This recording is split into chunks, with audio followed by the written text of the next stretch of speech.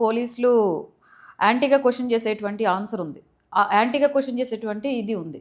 So, అన్ని విధాలుగా కూడా మేము సామాన్యులతో కలిసిపోతున్నాం, సామాన్యులకి న్యాయం చేస్తున్నాం, అన్ని విధాలుగా కూడా వాళ్ళకి వచ్చినటువంటి సమస్యని మేము దగ్గరుండి పరిష్కరిస్తున్నామని చెప్పి వాళ్ళ వాదన ఉంటుంది. సో, మీరైతేనేమో ఇలా యాంటీగా మాట్లాడుతున్నారు. దీనిపై మీరు ఎలా ఆన్సర్ చేస్తారు? ఇప్పుడు నేను ఒక క్యాల్కులేషన్ చెప్పానండి మీకు. అంటే ఒక క్యాల్కులేషన్ ఏమని అంటే, సగటున హైకోర్టులో రోజుకి ఒక 60 కేసులు మినిమం ఆన్ అండ్ యావరేజ్ అని చెప్తున్నా. కేసు రిజిస్టర్ చేయట్లేదు అని చెప్పని రిట్ పిటిషన్స్ పడుతున్నాయి అని చెప్పాను. అదేవిధంగా పోలీసులు సివిల్ కేసులో ఇంటర్ఫియర్ అవుతున్నారు అని చెప్పని ఒక 50 కేసులు పడతాయి. అదేవిధంగా పోలీసులు విచారణ చేసి నేర అభియోగ పత్రం సరైన సమయంలో కోర్టులో దాఖలు చేయట్లేదు అని చెప్పని ఒక 50 కేసులు పడతాయి. అదేవిధంగా పోలీసులకి ఎటువంటి అధికారం లేకపోయినా కూడా ప్రైవేట్ పార్టీతో సెటిల్మెంట్లు చేసుకోమంటున్నాడు అని చెప్పని ఇంకొన్ని కేసులు పడతాయి. నాకు అన్ని అర్హతలు ఉన్నా కూడా నా యొక్క ఆత్మరక్షణ కోసము నాకు గన్ లైసెన్స్ ఇవ్వట్లేదు అని చెప్పని కొన్ని కేసెస్ పడతాయి. ఒక నేరస్తుడి మీద కంప్లైంట్ ఇచ్చి ఎఫ్ఐఆర్ చేసినా కూడా ఆ నేరస్తుడితో కలిసి తందనాలు ఆడుతున్నాడు, తాగుతున్నాడు, పబ్లిక్ తిరుగుతున్నాడు, దీని మీద కంప్లైంట్ ఇచ్చి వాడిని సస్పెండ్ చేయమంటే ఆ పై అధికారి వీడిని సస్పెండ్ చేయట్లేదు అని చెప్పని కొన్ని కేసులు పడతాయి. నేను చెప్పినటువంటి అన్నీ కూడా గాలిమటలు కాదండి. యాజ్ ఏ అడ్వకేట్గా మీరే పోలీస్ వ్యవస్థ మీద ఈ విధంగా మాట్లాడుతున్నారు అని అంటే ఇంకా సామాన్యులు ఏ విధంగా క్వశ్చన్ చేస్తారు? అండ్ మీరు ఏ విధంగా అంటే మీరు ఏమైనా డైరెక్ట్గా చూసిన ఇలాంటి కేసెస్ ఏమైనా ఉన్నాయా?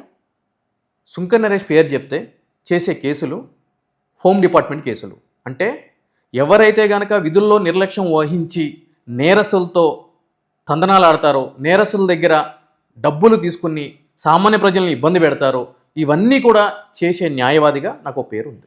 సో ఎక్స్పీరియన్స్ తోటి, ప్రాక్టికల్ ఎక్స్పీరియన్స్ తోటి నేను మాట్లాడుతున్నాను.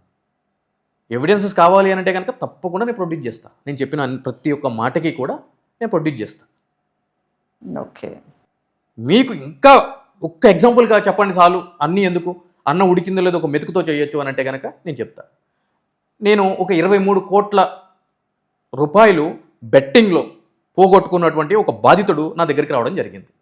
నేను బెట్టింగ్లో 23 కోట్ల రూపాయలు పోగొట్టుకున్నాను, నాలాగా వేరే వాళ్ళు కాకూడదు అని చెప్పని నేను పోలీస్ స్టేషన్కి వెళ్తే పోలీస్ అధికారులు సదరు బెట్టింగ్ నిర్వాహకులతో కుమ్మక్కయ్యి, రేయ్ నీకు అవసరమారా, నీకు అసలు ఫస్ట్ 23 కోట్ల ఏడు నుంచి వచ్చినాయిరా, ఐటీకి రాసి నీ మొత్తం కథ తెలుస్తా అని చెప్పి బెదిరిస్తే నా దగ్గరికి వస్తే నేను హైకోర్టుకి ఆశ్రయించి సదరు నిందితుల మీద కేసులు రిజిస్టర్ చేపిస్తే రాచకొండ ఇప్పుడు మల్కాజ్గిరి కమిషనరేట్ అయ్యింది.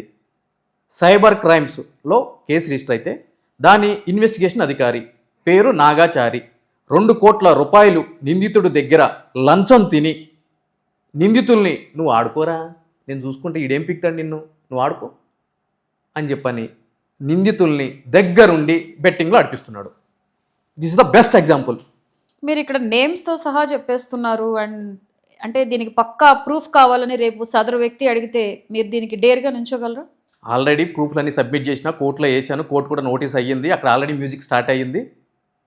నేను అడ్వకేట్నండి, రాజకీయ నాయకుడు కంటే అఫ్కోర్స్ కంటెస్టెడ్ ఎమ్మెల్యే కానీ, బట్ ఒక న్యాయవాదిగా మీ కెమెరా ముందు మాట్లాడుతున్నాను. ప్రతి ఒక్క దానికి నా దగ్గర ఆన్సర్ ఉంది, డాక్యుమెంట్ ఉంది, ఎవిడెన్స్ ఉంది. ఎస్, నేనేం చేయాలో నాకు తెలుసు, అందు గురించి పేర్లతో చెప్పాను. రైట్, మీరు ఇంత డేర్గా చెప్తున్నప్పుడు రేపు సదరు వ్యక్తి కూడా ఇంటర్వ్యూలో కూర్చొని మీకు ఫేస్ టు ఫేస్ క్వశ్చన్ వేసినప్పుడు మీరు ఆన్సర్ చేస్తానంటారు. నెంబర్ నోట్ చేసుకోండి, పిలవండి, డిబేట్ పెట్టేయండి, ఓపెన్ డిబేట్ మాట్లాడదాం మీ స్టూడియోలోని.